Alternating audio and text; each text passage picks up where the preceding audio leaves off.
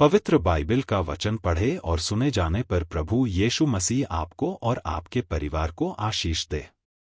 पवित्र बाइबल प्रेरितों के काम की पुस्तक का 28 अध्याय वचन 1 से 31 यह कहता है।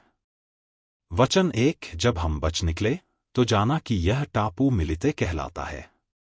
वचन 2 और उन जंगली लोगों ने हम पर अनोखी कृपा की, क्योंकि मेघ के कारण जो बरस रहा था और जाड़े के कारण उन्होंने आग सुलगाकर हम सबको ठहराया। वचन 3 जब पौलुस ने लकीडियों का गट्ठा बटोरकर आग पर रखा तो एक सांप आंच पाकर निकला और उसके हाथ से लिपट गया। वचन 4 जब उन जंगलियों ने सांप को उसके हाथ में लटके हुए देखा तो आपस में कहा, सचमुच यह मनुष्य हत्यारा है कि यद्यपि समुद्र से बच गया तो भी न्याय ने जीवित रहने न दिया। वचन 5 तब उसने सांप को आग में झटक दिया और उसे कुछ हानि न पहुंची। वचन 6 परंतु वे बाट जोहते थे कि वह सूझ जाएगा या एकाएक गिर के मर जाएगा, परंतु जब वे बहुत देर तक देखते रहे और देखा कि उसका कुछ भी नहीं बिगड़ा तो और ही विचार कर कहा, यह तो कोई देवता है।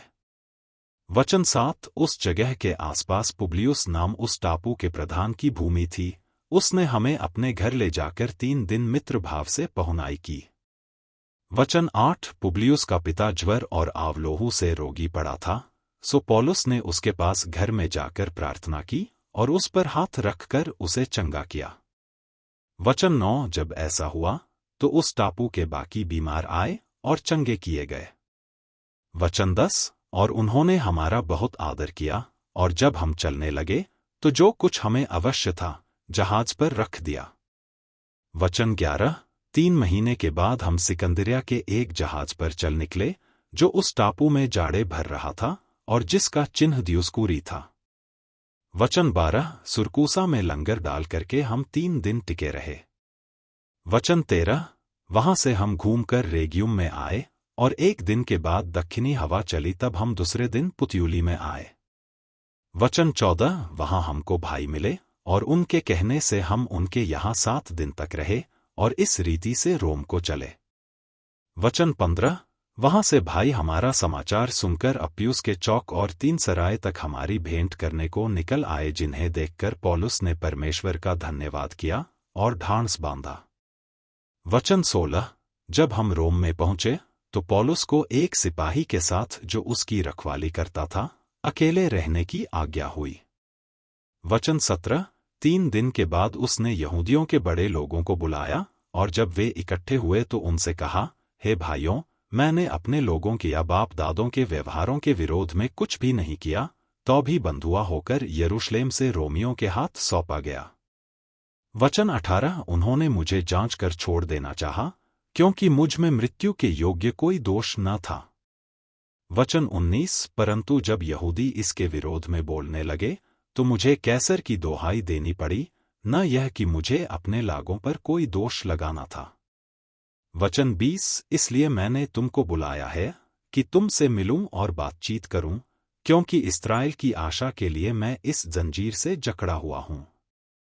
वचन 21 उन्होंने उससे कहा, न हमने तेरे विषय में यहूदियों से चिट्ठियां पाईं और न भाइयों में से किसी ने आकर तेरे विषय में कुछ बताया और न बुरा कहा।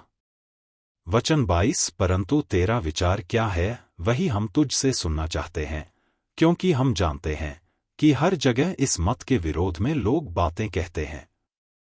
वचन 23 तब उन्होंने उसके लिए 1 दिन ठहराया और बहुत लोग उसके यहाँ इकट्ठे हुए और वह परमेश्वर के राज्य की गवाही देता हुआ और मूसा की व्यवस्था और भविष्यद्वक्ताओं की पुस्तकों से यीशु के विषय में समझाकर भोर से सांझ तक वर्णन करता रहा। वचन 24 तब कितनों ने उन बातों को मान लिया और कितनों ने प्रतीति न की।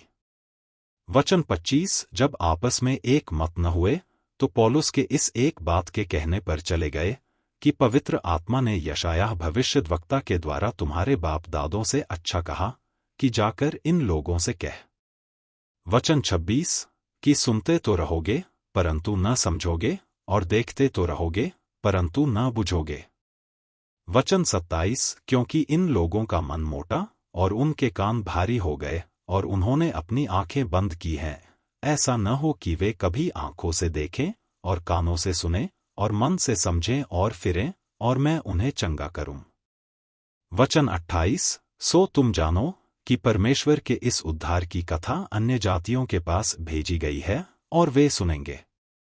वचन 29। जब उसने यह कहा तो यहूदी आपस में बहुत विवाद करने लगे और वहां से चले गए।